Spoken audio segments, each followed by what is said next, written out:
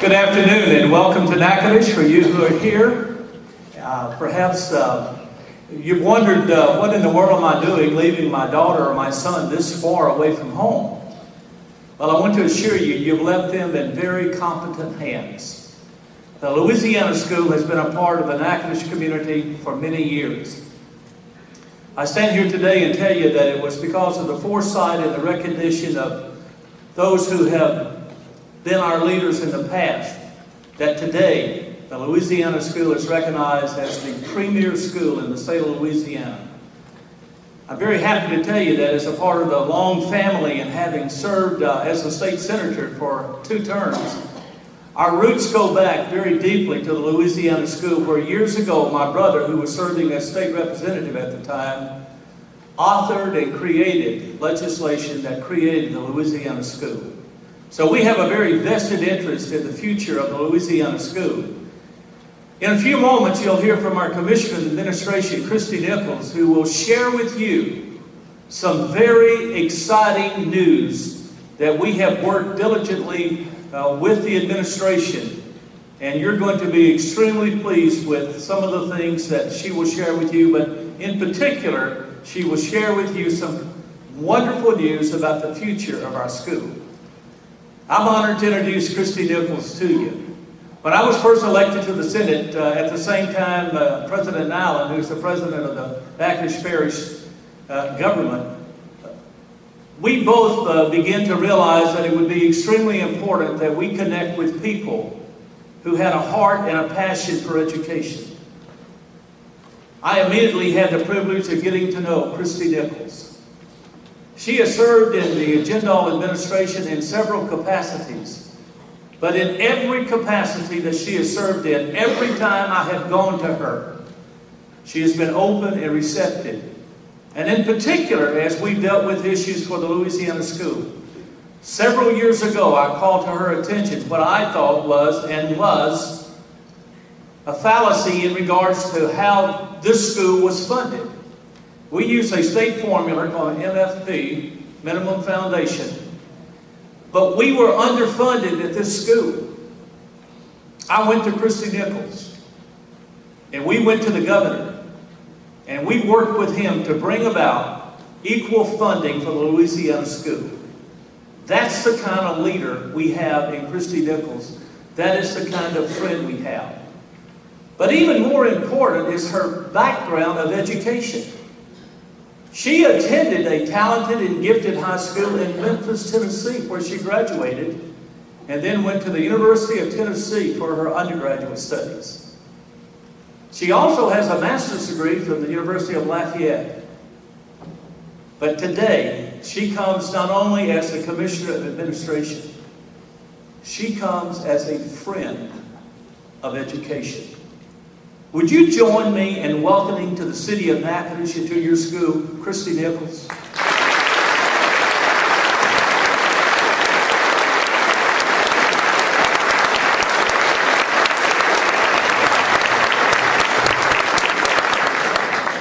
Good afternoon. Thank you so much for having me. Thank you, Senator Long, for such a warm introduction. I'm honored to serve with Senator Long as we move state government forward in Baton Rouge and work to serve you, and so privileged to be here today. So thank you, Senator Long. I haven't seen Representative Terry Brown, but wanted to acknowledge him as well as Parish President Mr. Rick Allen, who I also had the opportunity to work with in Baton Rouge and have been so honored to do so since then as well. Executive Director, Dr. Wyndham, thank you so much for having me, the Board of Trustees, faculty, staff, and students. Again, it is such an honor to be here today for you and your 2013 matriculation ceremony. I'm so privileged to be here and so happy for you as students and for those of you that are here as family members to share in the success of your students and your children as they move forward in this great journey. Congratulations to you students. We're here to celebrate you, to honor you, and to welcome you into this next phase of your life, which I am sure that you will find is going to be a great journey for you. I have to admit that I've given a lot of speeches over the last 6 years as I've served Governor Gerald, and I've been proud to do so, but it was a little unnerving, I have to say, in terms of preparing for a speech full of high school students. I'm the parent of a freshman this year, and I turned to her in my nervousness and said, you know, what should I say? And she, of course, said, Mom, they're high school students. They won't be listening. But she did take a moment to think, and she turned to me and she said, Mom, why don't you just tell them how you came to where you are today? Maybe that will inspire them. And, you know, I really thought that's the only thing you can really do in a speech that you want to make meaningful for the people that are listening to you. So I thought that I would share a little bit about my experience in growing up in a gifted and talented system in Memphis, Tennessee, and tell you how much it touched my life and the lives of my family members. When I was first introduced to Dr. Wyndham at the Christmas Festival last year that I attended with Senator Long, he introduced himself to me and quickly said, you know, I know that you went to White Station High School in Memphis, Tennessee, and I was struck by the fact that he had even read my biography, much less noticed my high school, because that's a little untraditional. But, you know, it didn't really strike me as odd, because I knew when he said that, it was a connection that we shared. I knew and felt proud, as you will feel as you go on in your journeys in life, that I was a member of a club, and it was an esteemed club, and a club that could understand the value of education and the impact that a school like the school that you're joining today will have on your lives. I can honestly tell you that as many of you will experience or have already experienced, education changed my life, and it will change the lives of many of you here today. I look back at my high school education and really even my elementary education, and look at it as the time that I understood that I was capable of anything, and that it wouldn't be my life experiences, it wouldn't be the experiences of my parents, it wouldn't be my socioeconomic status. It would be the journey that I would take on myself, that I was empowered to do with my school, that would carry me through. And I think that you will carry that same spirit as you leave this school when you graduate, and I want you to understand the relevance of this experience as you move through it today. I'm humbled to speak to you today, not because I feel that I myself am a success, or that you should want to emulate my success or the success of Senator Long or any others, but I'm here today to tell you that I'm proud of the journey that I've been on. And I know that that journey for me started early on in a school that I'll tell you about a little bit later in the speech. But what I am proud about is the choices that I've made to get here, and the fact that I persevered and moved through. And I want you to know that your success should be defined by what you want in life and what makes you proud, not by what definition society may give you, or even that your parents may want for you. And I want you to learn in high school who you are and what you want to be, and I challenge you to define your success in the future by the beliefs that you carry with you from this experience. I truly believe that life can be very impactful, and that you have moments in life that truly define who you're going to be. And also that the collection of the moments in your life and the decisions that you make, both today as students and as adults, make up the choices for your life and ultimately reflect who you are over your lifespan. I encourage you today to recognize that this is a moment of impact. Today is a moment that will always be with you for the rest of your life. As a child, my mother did for me what many of your parents are doing for you today. She worked very, very hard to get me into my first gifted and talented school when I was in 3rd grade. And I'll never forget, I remember vividly, you know, in my mind, and I really never corrected the story, so I'm not sure if it's fact or fiction, but in my mind, my mom waited in line for hours and hours to get me into the lottery, to get me into the gifted system in Tennessee. And I know that that was very meaningful for my mother. She had not had the chance to graduate from college.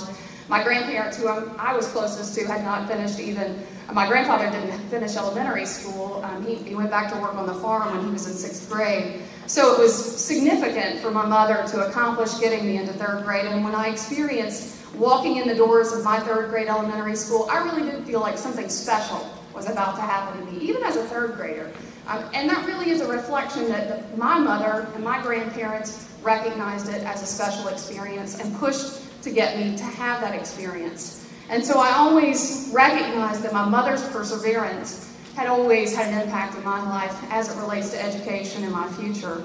My mother depended heavily on my grandparents as I moved through school. My mother was a single mother.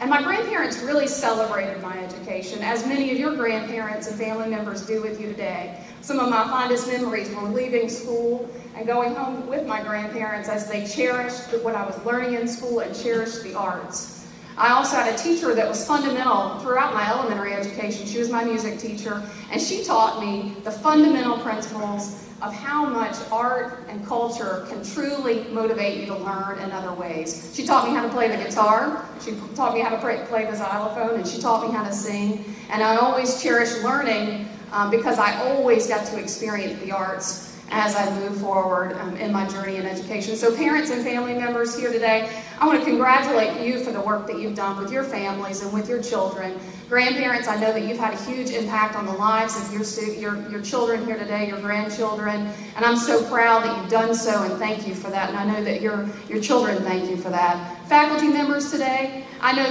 that you're a school that really is focused on the discipline of math and science, but I was so pleased to really read in your administration's 100-page strategic plan. That was just thrilling to read.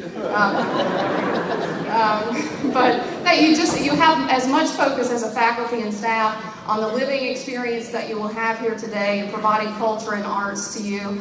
I mentioned to you the faculty member in my elementary school that impacted my life, and there were many, many more that impacted my experience as I progressed through high school. But what I want to say to the faculty and the staff here today is that, and certainly as you serve as surrogate families to the students that come here today to live with you, the real true impact that I remember from high school, even though it was a high school dedicated to learning, it was a high school that was absolutely concerned about the arts, and a school that really, really was the best of the best at the time.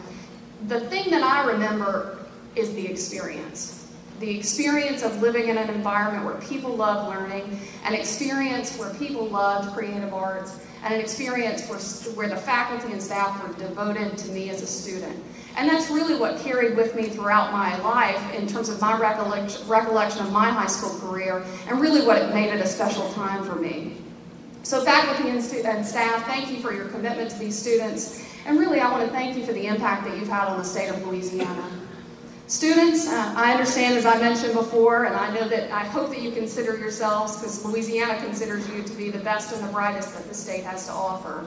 My high school, as I mentioned, was similar. We thought we were the best and brightest. Maybe not the elites that I see here today, but we certainly considered ourselves to be some of the top in our class and top in our state. However, we didn't have the opportunity to do something that you get to do today, which I'm very, very jealous about in retrospect, which is I still have to live with my parents. You get to live here in your school.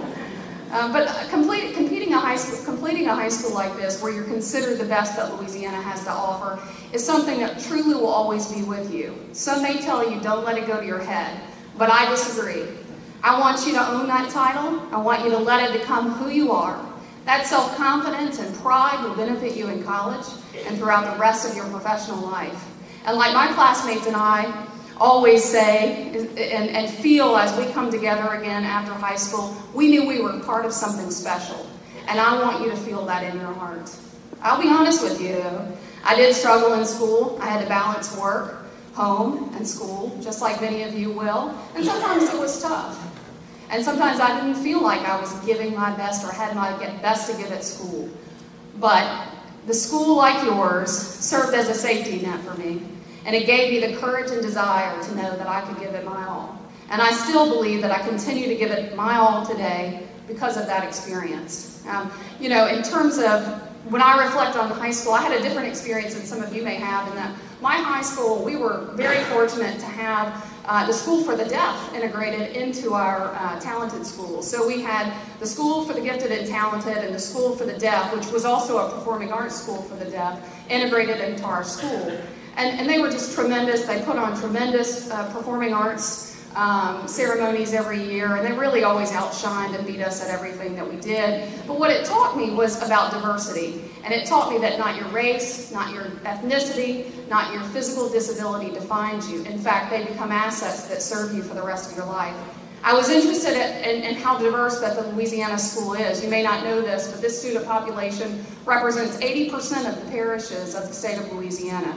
You come from parishes like Ascension, Bossier, Baton Rouge Parish, Livingston, Natchitoches, Terrebonne, and Rapides. And you represent different socioeconomic statuses across the state, heritages, and our representation of our good Louisiana Cajun community.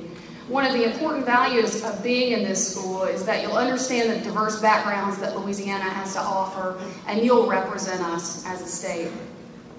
In closing, I'd like to say that it has made me proud over the last 6 years to serve the general administration. Senator Long mentioned some of the accomplishments that we have made in terms of the school's funding, specifically for your education on an annual basis. And I'm proud to have been part of that, and I'm proud to see the students that I serve in being here today. We've been able to invest over $4 million over the last 5 years in improvements to the campus, and are committed to continuing to do so.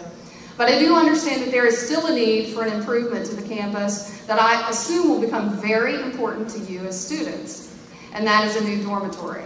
My Chief of Staff, Steve Procopio, tells me that when he was here in school, which had to be at least 20 years ago, he was in the same dormitory buildings that you will live in throughout your next year, in some of the years you're here in school. He sometimes embellishes how old the dorms are by saying they were built in the Civil War era. I'm not really sure if that's true. But I am happy to announce here today that we are committed, the general administration is committed to working to secure funding for the planning and construction of a new dormitory facility for this school.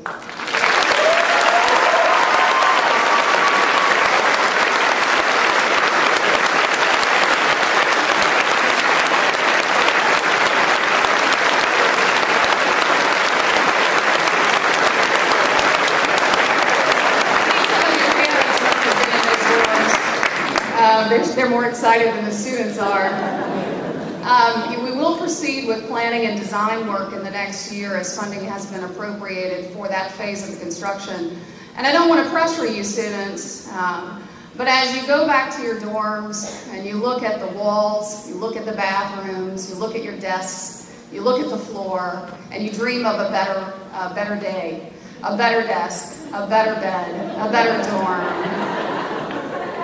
That dream could come true, but it may in fact be dependent on your performance as a student body. So I'll be checking in at the end of the year as we finish the design phase. And if in fact you have performed, as I expect you will, we'll proceed with construction. So no pressure to you, I'm sure that you can handle it. Again, I want to thank the faculty and staff for having me here today. I want to thank Senator Long and Parish President Rick Mallon and all of the staff here, but I do want to send you off with this, students who I really do care deeply about, only as a fellow student and as the parent of a teenager.